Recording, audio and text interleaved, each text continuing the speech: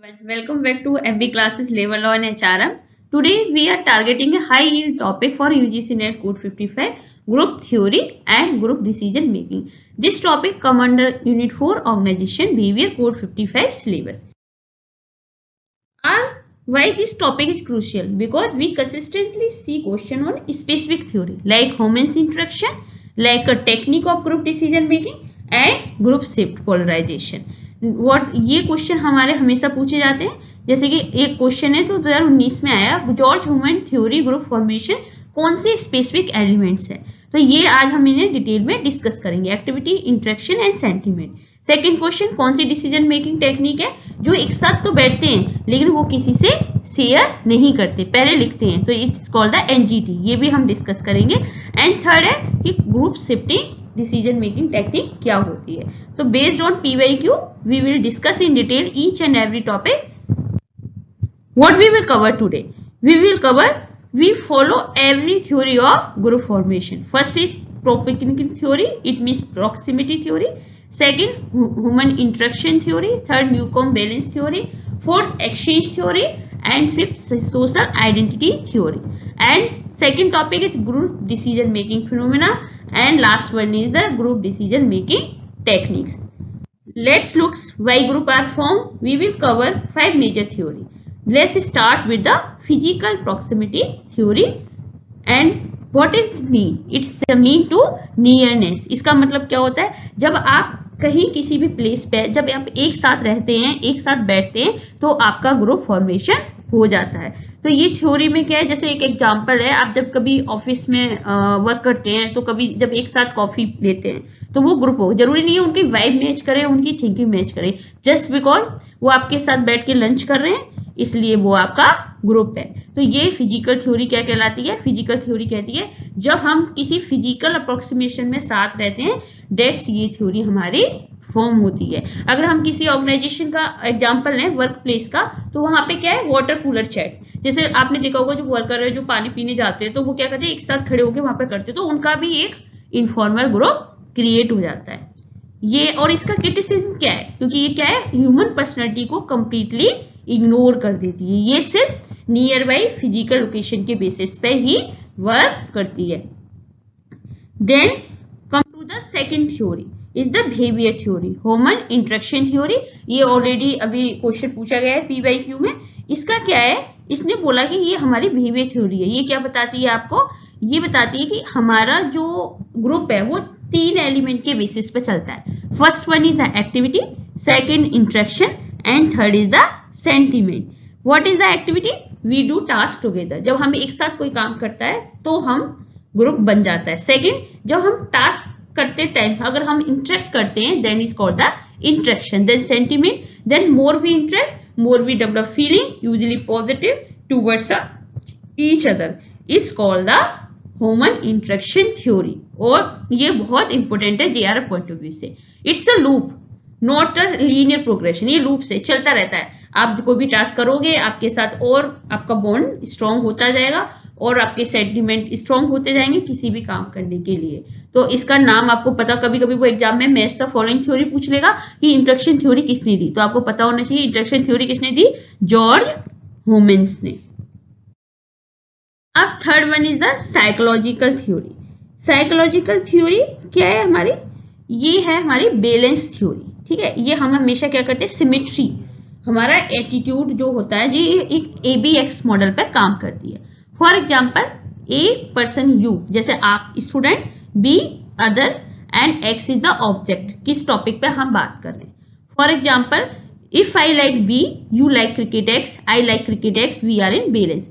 Suppose हम 2 friends हैं, अगर हम दोनों को क्रिकेट पसंद है तो ये हमारा जो वो है ग्रुप बन जाएगा. ये क्या होता है, बैलेंस थ्योरी. जब 2 पर्टिकुलर पर्सन को एक चीज पसंद आती है तो उसे हम बोलते हैं बैलेंस थ्योरी. ये किसने दी थी? हमारे न्यूकॉम्ब ने. If you like the person but hate there view on X in balance. अगर आपने समझ गया कि उस पर्सन को तो हम पसंद करते हैं लेकिन वो जैसे उसके क्रिकेट पसंद नहीं है तो हम उसको हेट करेंगे. तो अब हम क्या करेंगे, अब धीरे धीरे हम उसके उस क्रिकेट को भी पसंद करने लग जाएंगे, जैसे कि हमारा बैलेंस हो जाएगा.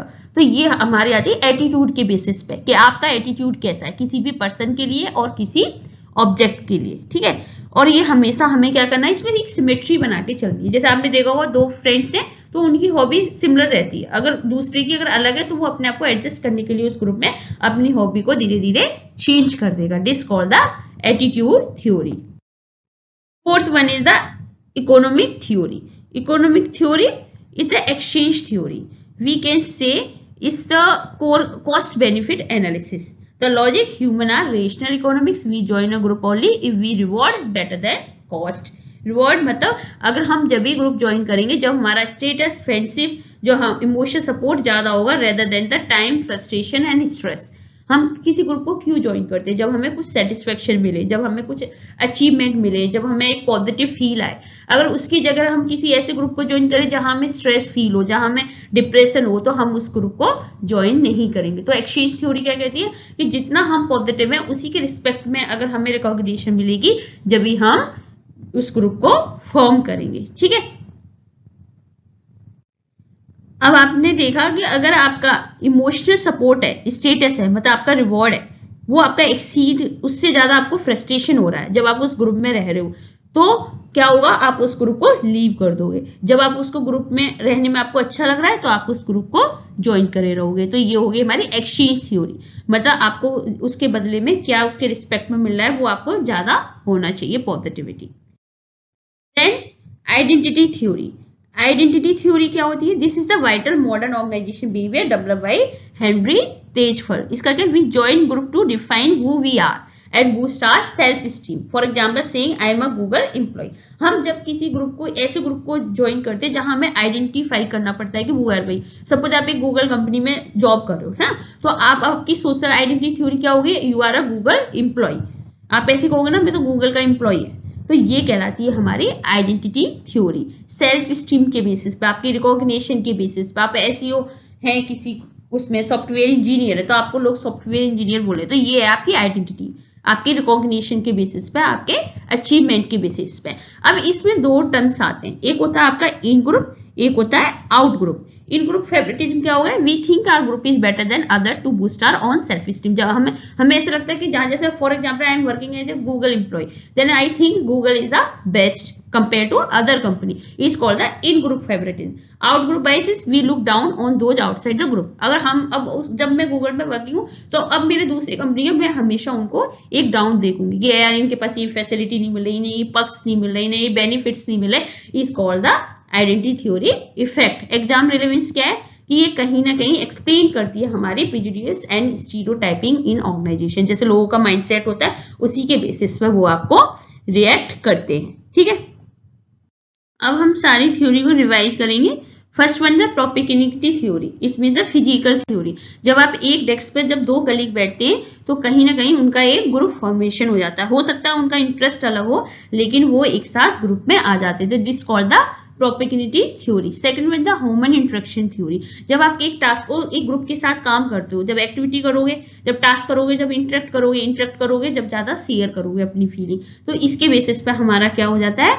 एक ग्रुप फॉर्मेशन हो जाता है। ये कहलाती है हमारी बिहेवियर थ्योरी। इसमें क्या होता है एग्जाम में याद रखना है इसके तीनों की point, activity, interaction and sentiment. Balance theory क्या है? जब दो पर्सन एक सिमिलर हॉबी होती है उनकी, जब दो पर्सन एक सिमिलर ऑब्जेक्ट को पसंद करते हैं, फॉर एग्जांपल टू पीपल हैं, they like the cricket, then it's called the balance theory. तो क्या होगा? कहीं ना कहीं उनका एक ग्रुप बन जाएगा।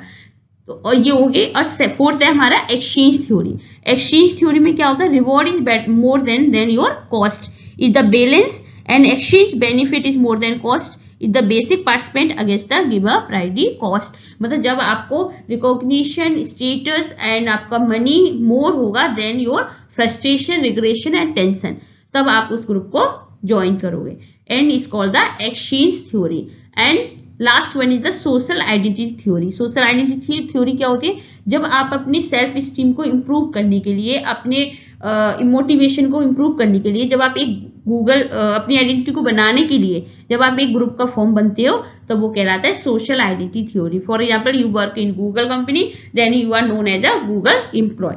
अब आप क्या करोगे? इन ग्रुप आपको लगेगा Google are best company compare to the other company, is called the social identity theory. मतलब अब इसमें क्या होगा? ग्रुप जो गूगल के एम्प्लॉय है वही उनका एक ग्रुप फॉर्म हो गया। आई होप आपको ये 5 थ्योरी अंडरस्टैंड हो गई होंगी।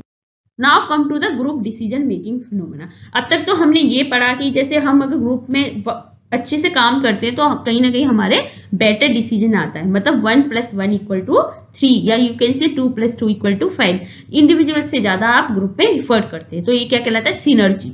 लेकिन इसके कुछ डिस्टॉर्ट डिसीजन भी है। जब हम ग्रुप में जनरली काम करते हैं तो कहीं ना कहीं हम 2 फिनोमेना से बिलोंग करते हैं। First one is the group think, second one is the group shift. Group think क्या हो गया, हमें उस ग्रुप में बने रहने के लिए, एक हार्मोनी क्रिएट करने के लिए हम क्या करते हैं, अपने डिसीजन को इन्वॉल्व करके नहीं, उस ग्रुप का क्या आउटकम है उसी में अग्री हो जाते। तो इससे क्या होता है, हमारा डिसीजन मेकिंग क्या होता है, अच्छा नहीं होता।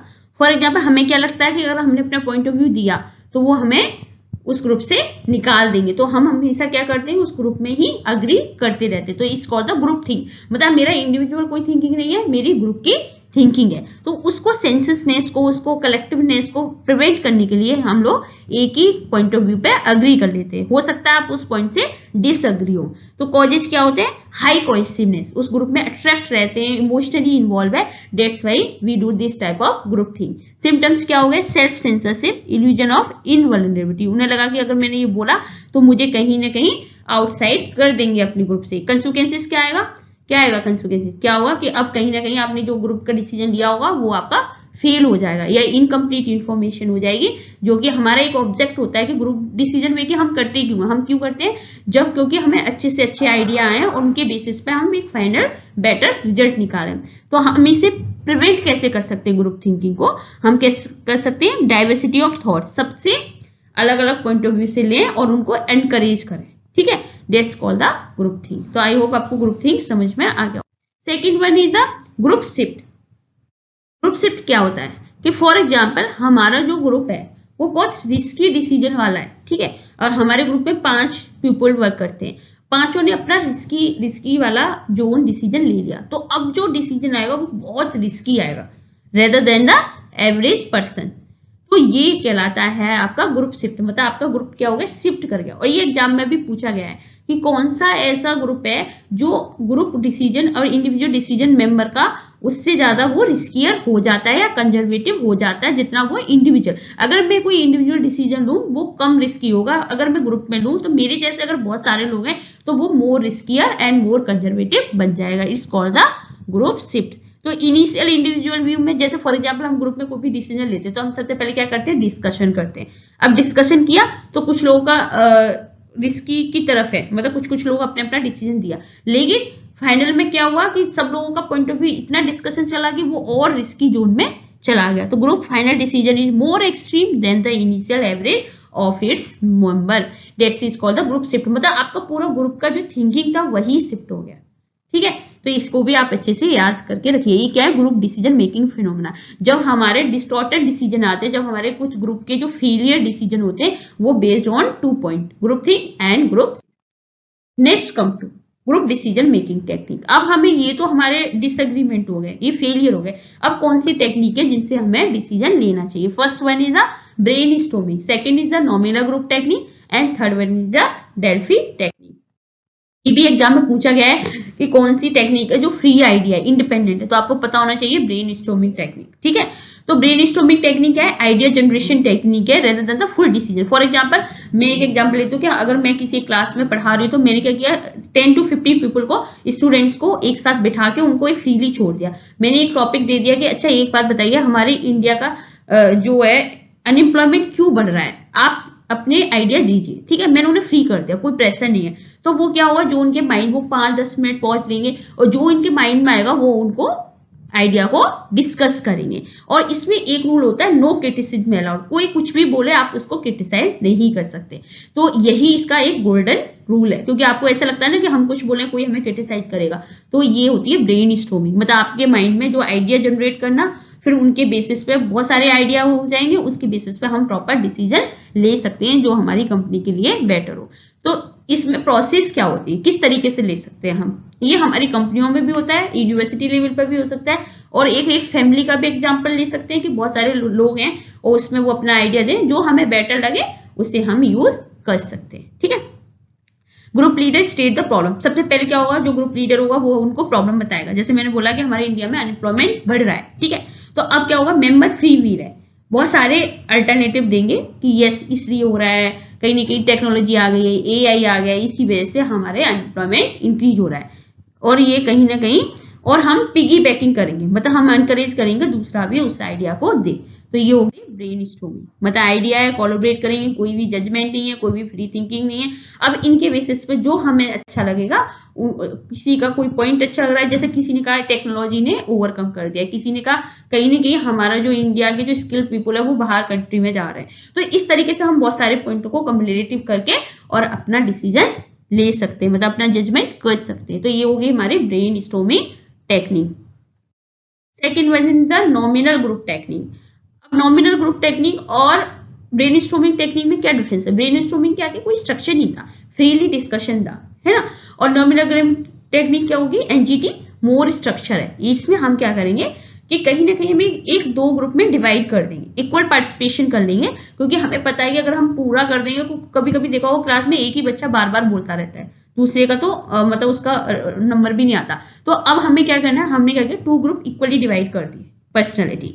एंड अब इसलिए कहलाता है nominal. During the crucial idea generation member are physical present but act as a independently. अब इसमें डिस्कस नहीं करना, वो पूरे दोनों group A and group B दोनों साइलेंटली बैठे हुए हैं और वो अपना माइंड में अपना रिकॉल कर रहे हैं, ठीक है।